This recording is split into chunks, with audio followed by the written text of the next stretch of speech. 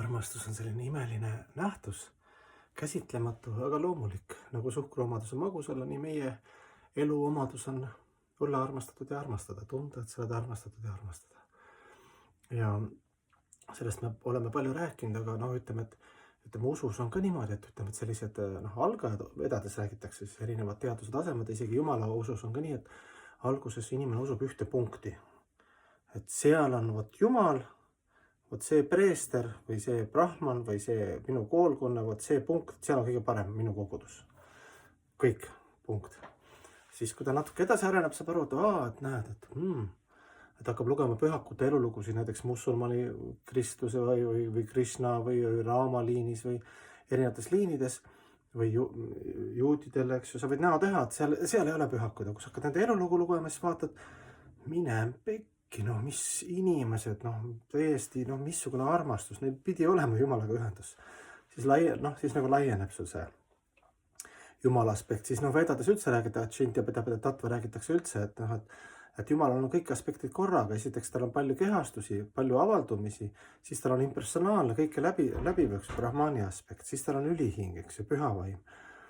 Paramatma aspekt, siis ta on isikuline algne aspekt, kui Krishna, eks ju. Ja siis tema Shakti ja Veerša avatarad, nagu Mohammed, Jeesus Kristus, Srila Prabhupada või erinevates kultuurides, erinevatel aegadel, erinevates koolkondades, kontekstides, siis Jumal saadab või siis keegi valgustab, eks ju, mingi hing jõuab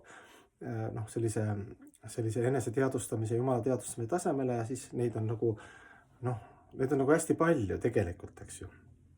Ja siis tavalises elus on ka, et seal on nagu samamoodi, et Jumala isiksuse vahel samamoodi on ka meil ka,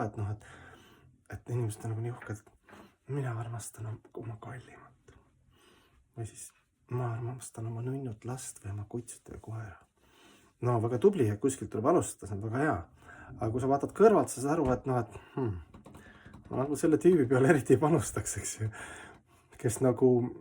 seda armastust piirab iseenda sees ja väljas, eks ju, et see on mulle nagu, et see, ma saan aru, et meil on sümpaatiad ja sõbrad ja kõik oma pere eest, oma lapse eest tuleb hoolitseda, see on nagu teine tasand, see on normaalne, kohustusi tuleb täita ja kõik. Aga nii üldine nagu sisemine meeleolu, kui sa nagu jagad nagu seda armastust ja sul sinna ei jätku või sinna sa ei taha või see hakkab sind vastu, siis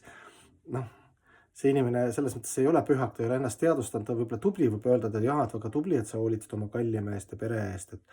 aga nagu panustada ei saa, sest see armastus on piiratud, ta piirab armastust, ta nagu ikka see hankar, mina mulle minu, eks ju, mis on minu kehaga seotud, need on mul lähemal, eks ju, või sugulasside või rahvuslik või inimkond, eks, loomad, vahet ei ole külmutuskapis, see on paar laipa, eks ju. See on väga ebakindel pinnas, eks ju, sest armastus on nagu absoluutne.